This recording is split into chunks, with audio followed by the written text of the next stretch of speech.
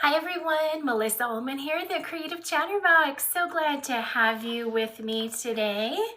So I had posted this two-page spread on my Facebook page, and I had some questions about it. So I thought I would just pop on here and share with you how I created this two-page spread.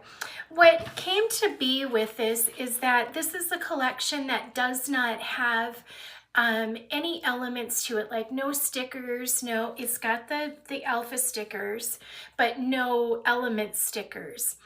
And so I wanted to use something that, like, right, I don't really need a whole lot of additional elements to this.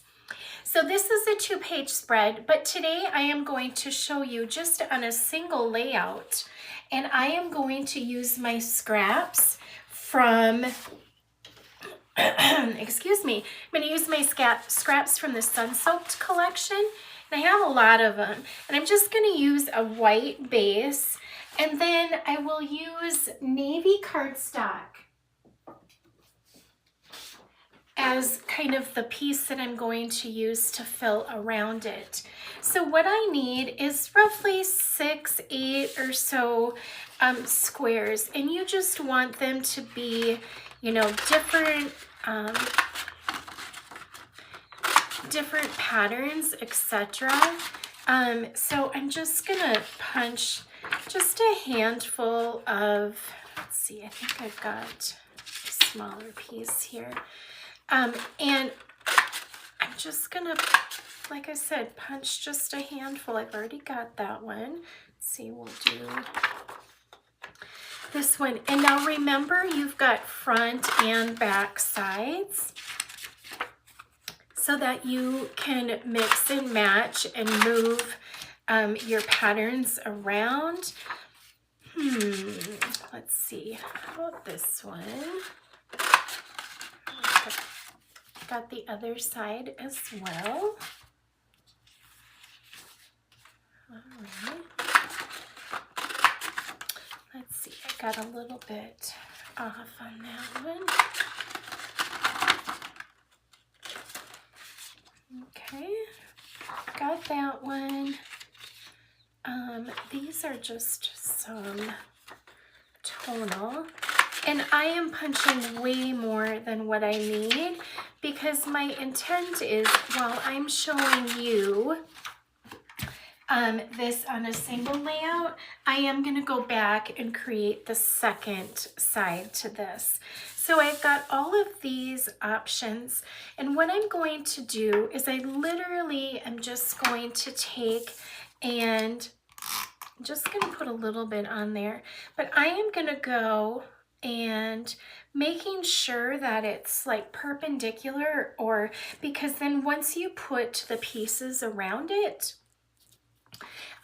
you want to make sure basically all of your lines are straight. So I want to stay within like the outer couple inches, no more than like 3 or 4 inches from this, from the inside, right? So I'm just gonna, like, maybe this one will go all the way to the edge there. And then you can kind of wrap around the base here as well. Let's see, maybe I'll do like that, but they're just going to be random, just making sure that the lines are straight on them. So let me come over here, see what I've got. And I was thinking I was going to use navy, but I'm wondering, as I'm putting these down here, if maybe I should go to and do, there we go. And I'm thinking, I'm processing and trying to explain to you all at the same time, like maybe just a half one there, right? But I'm thinking I might, instead of navy, I might change my mind and do deep sea green for the cardstock. Okay, I'm gonna just trim this off from the back side. All right, and being we've just put just a small amount of repo, as we start adding our strips, we can most definitely then, you know, straighten them out if we need to straighten them out. So here I've got 2, 4, 6, 6.5. So like between 6 and 8, you want to make sure you still have room on your layout for your photos. I'm going to switch it up, and instead of navy, I am going to go with the deep sea green. So I am going to cut numerous 1/4 inch strips.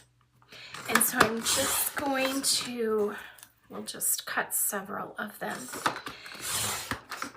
And so 1/4 inch strips are to the edge of that gray cutting line or cutting mat. But let's just, you need a lot to frame everything in. You wouldn't think so, but you do. So cut a couple more just to make sure I have enough. Rather have too many than not enough. Okay, so now what I'm going to do is I am going to take my pieces here, and my friend Sachi taught me this, but I'm going to just put these together, and then I'm going to run the repositionable tape so it goes over the top of both of these instead of just one, so it gives us multi, and then we'll just pull them apart like that. And I like to just run my fingers along the edge. It'll get off any of that excess. So we're just going to start at the bottom. And I'm going to put this one so it goes a little bit higher up there. And we're just going to snip it, okay? And then this one here, I might actually go so it lines up with this one down here. So you're just going to kind of make sure that they're all somewhat, we'll go over there, okay? Like this one here, we'll just overlap it. We have this other one here. And this one, I think I'm just going to start down here, because if I go up here, it's going to then match up with the border that's going to go around that. So I'm just going to go here, start at the bottom. And because I went this one all the way to the edge, this one I'm not. So you see how I'm just cutting, and this one here will go. So we're just gonna you know, keep on going here and making sure that they all kind of marry up to each other. We can always go back as well, and if we need to.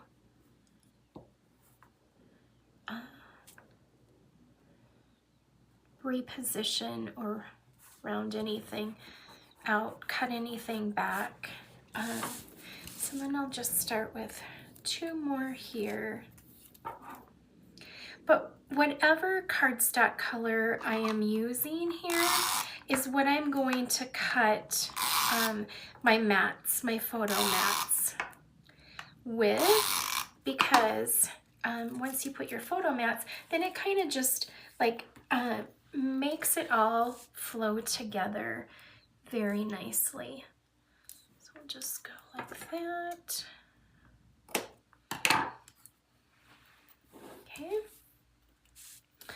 And then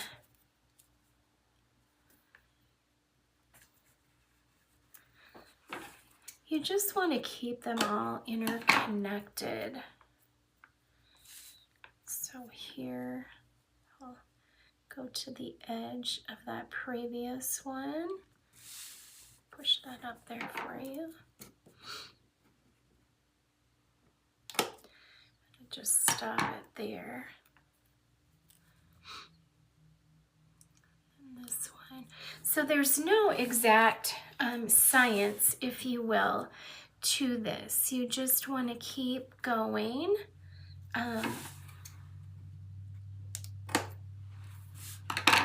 And you don't want them all to be exact, right?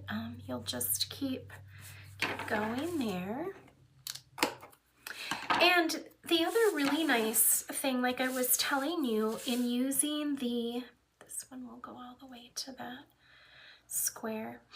In using that vintage chic collection that does not have embellishments, it has tags. I shouldn't say it doesn't have embellishments because it does. They're just tags, and so like no elements. And when I mean elements, I mean like, you know, stickers, titles, etc., anything like that.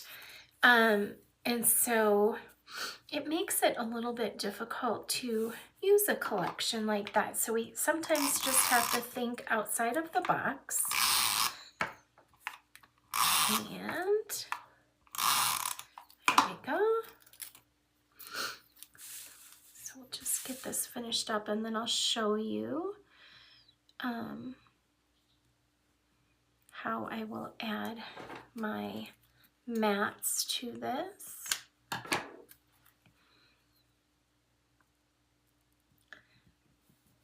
And I kind of like you see how it's kind of like coming in, crusting off of the side there. Or I can put it on the top, I can put it on the bottom. I can do,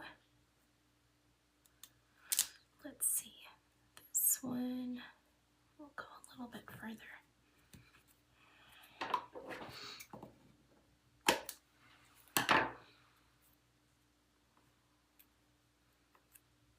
Let's see, I'm debating on this one. This might just not marry up nicely. There we go.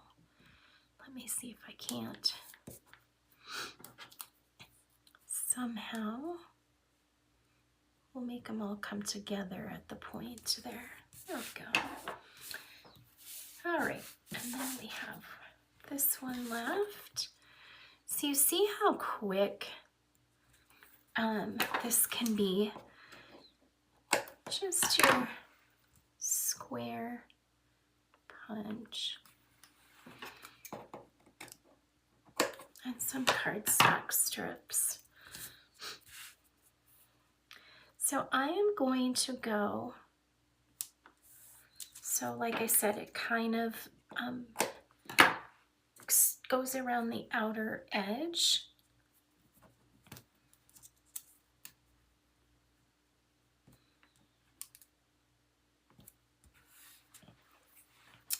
We have this one. Let's go here.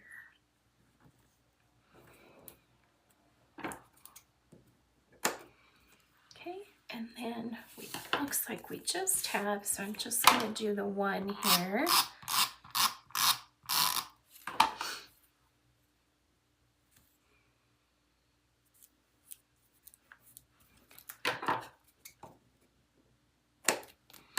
So there's no right or wrong answer. Whoops, then right here we have, in terms of where you're cutting.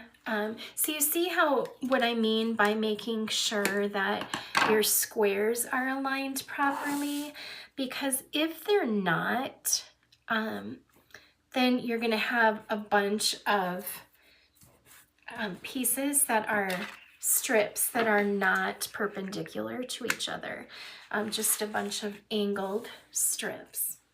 So you see how simple that was to cut those pieces.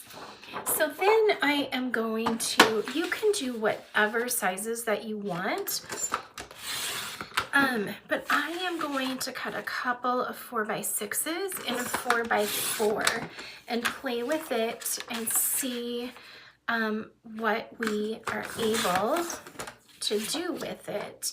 You may just be able to get a 4x6 and a 4x4, but on the others that I had done, I was able to get 2 of these. So what I would do, right, is then this kind of helps align those together. Okay, so you see we could do this, we could overlap them. We could definitely do this so it lines it up there, and then maybe pull this down a little bit. So you're just gonna kind of look at how it can connect all of those spots there. And then maybe here,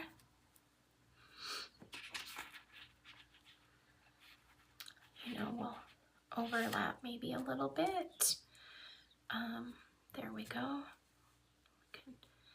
Could do like this, maybe overlap these slightly. Okay, so you'll just play. There we go. I think we'll just kind of play until we can get them to kind of fit in with those outside pieces. And so I did actually double mat the ones I initially created. And I think that helps pull a little bit of the color from the papers out.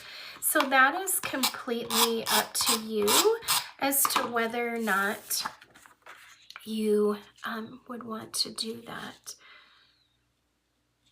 So